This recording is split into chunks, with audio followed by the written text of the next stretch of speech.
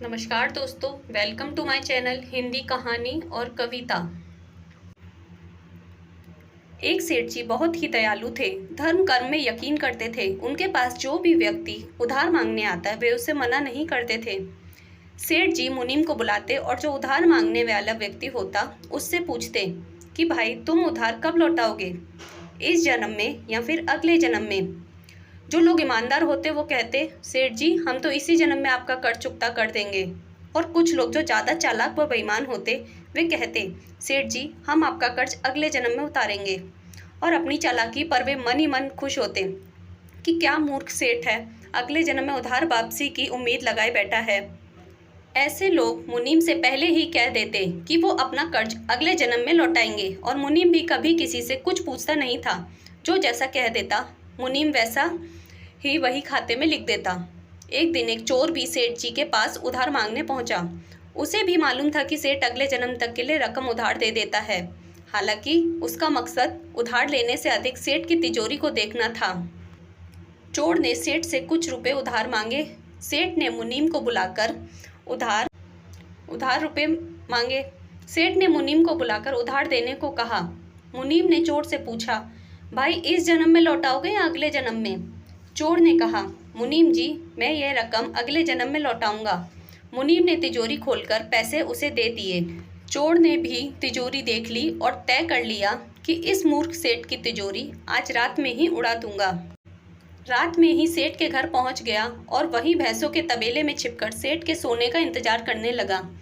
अचानक चोर ने सुना कि भैंसें आपस में बातें कर रही हैं और वह चोर भैंसों की भाषा ठीक से समझ पा रहा है। एक भैंस ने दूसरी से पूछा, तुम तो आज ही आई हो ना बहन? उस भैंस ने जवाब दिया, हाँ आज ही सेठ के तबेले में आई हूँ। सेठ जी का पिछले जन्म का कर्ज उतारना है। और तुम कब से यहाँ हो? उस भैंस ने पलटकर पूछा। तो पहले वाली भैंस ने बताया, मुझे तो 3 साल हो गए हैं बहन। मैंने सेठ जी से कर्ज लिया था यह कहकर कि अगले जन्म में लौटाऊंगी।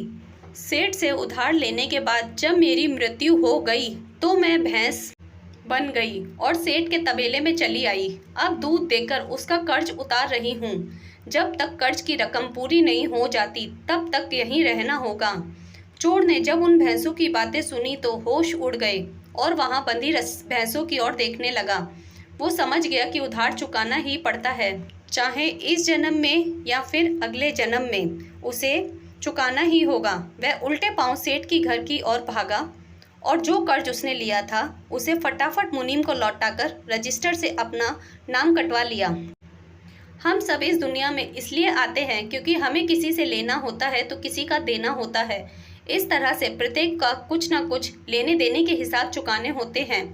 इस कर्ज का हिसाब चुकता करने के लिए इस दुनिया में कोई बेटा बनकर आता है तो कोई बेटी बनकर आती है, कोई पिता बनकर आता है तो कोई माँ बनकर आती है, कोई पति बनकर आता है तो कोई पत्नी बनकर आती है, कोई प्रेमी बनकर आता है तो कोई प्रेमिका बनकर आती है, कोई मित्र बनकर आता है तो कोई शत्रु बनकर आता है, कोई पड़ोसी बनकर आता है तो कोई रिश्तेदार बनकर आता है। चाहे सुख हो दुख हो हिसाब से सबको देना ही पड़ता है। यही प्रकृति का नियम है। शुक्रिया दोस्तों।